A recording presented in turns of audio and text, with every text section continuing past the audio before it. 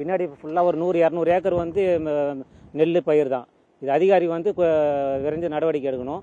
இது கிட்டத்தட்ட இது ஒரு 1.5 மாதத்து பயிர். இது இப்போ எடுத்து காமிச்சோம் இல்லைங்களா, 1.5 மாதத்து பயிர்.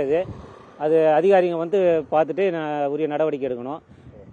ரெண்டாவது பார்த்தீங்கன்னா, அந்த வடிகால் போகிறதுக்கு சரியான வடிகால் இல்லை. அதுக்கு வந்து உரிய நடவடிக்கை எடுக்கணும். ஏன்னா இதெல்லாம் வந்து தேங்கி நிற்கிறதுனால தான் தண்ணி எகுத்து நிற்குது. சரியான போக்கு வசதி இல்லை. அதனால் அதிகாரிங்க வந்து உரிய நடவடிக்கை எடுக்கணும். இதுவரையிலும் யாரும் வந்து பார்க்கல. தயவு செஞ்சு இனிமேல் வந்து பார்த்துட்டு இதுக்கு உண்டான நடவடிக்கை எடுக்கணும். இந்த சைடு நெல் பாதிக்கப்படுதுன்னா அரசாங்கம் இந்த இதுக்கு நமக்கு எதுவும் தரமாட்டுறாங்க. இங்கே இருக்கிற விவசாயிங்க பூரா நிறைய பாதிக்கப்படுறாங்க. கேட்டால் எதுவும் இழப்பீடு கிடைக்க மாட்டுது. இங்கே ஏரி இருக்கிறதுனால 3 ஏரி வந்து அந்த ஏரி தண்ணி பூரா இந்த வழியாக தான் வந்தாகணும். அதனால் நாங்கள் நட்டுக்கிற இந்த நெல் பயிர் பூரா வீணாக போயிடுது. கதிர் வர நேரம் போயிடுது, நடவில் போயிடுது. இப்போ எடுத்தது வந்து ஒரு 1.5 மாதம் பயிர்.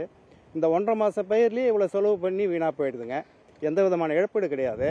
அதனால் நம்மளுடைய அரசாங்கம் எங்களுக்கு ஒரு நல்ல இழப்பீடு தர மாதிரி நாங்கள் கேட்டுக்கிறோம்.